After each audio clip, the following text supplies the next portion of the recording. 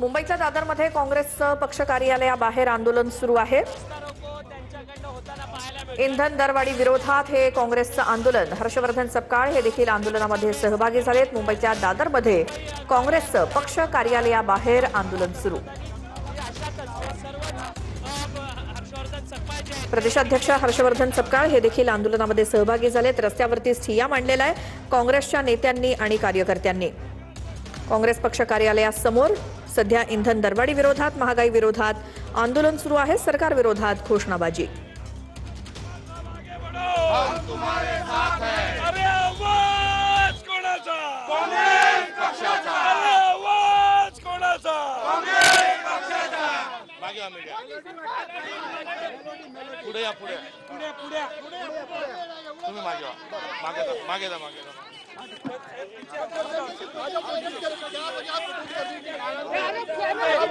देशामध्ये इंधनाचा तुटवडा हा सुरळीत करण्याच्या अनुषंगाने सरकार विफल झालेली आहे। मुख्यमंत्री सांगतात डिझेल आहे, मात्र डिझेल पंपावर आणि पेट्रोल पंपावर मोठ्या रांगा आहेत। त्यामुळे खोटारड्या मुख्यमंत्र्यांनी खोटं बोलण्याच्या ऐवजी डिझेल आणि पेट्रोलची व्यवस्था ही करावी आणि एकंदरीत शेतमालाचा भाव आहे त्या प्रश्नावर दिल्लीहून हात हलवत वापस येऊ नये। भरगच्च महाराष्ट्राच्या शेतकऱ्यांना पॅकेज घेऊन यावं।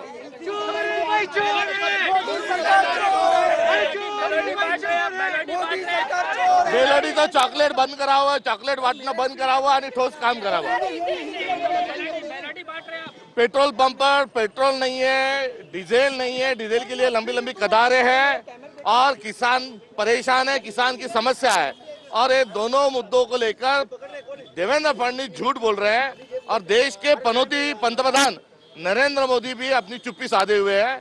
आज महाराष्ट्र का आधा मंत्रिमंडल दिल्ली गया है, वो चॉकलेट लेके वापस ना आए तो वो महाराष्ट्र के किसानों के लिए पैकेज के साथ वापस आए, अन्यथा हमको घूमने नहीं देंगे। पनौती है भाई, पनौती है। मोदी सरकार पनौती है। मंत्रिमंडल मोदी सरकार पनौती है। मोदी सरकार पनौती है। पनौती है भाई, पनौती है। मोदी सरकार पनौती है। पनौती है भाई, पनौती है। मोदी सरकार पनौती है। पनौती है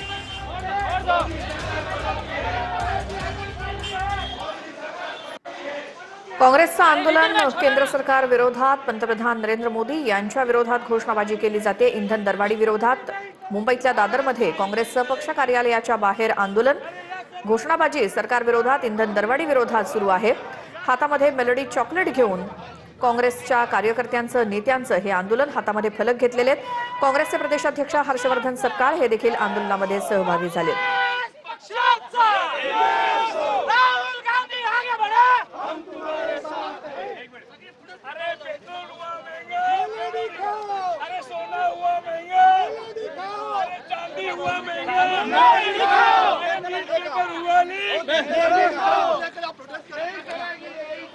तानाशाही नहीं चलेगी।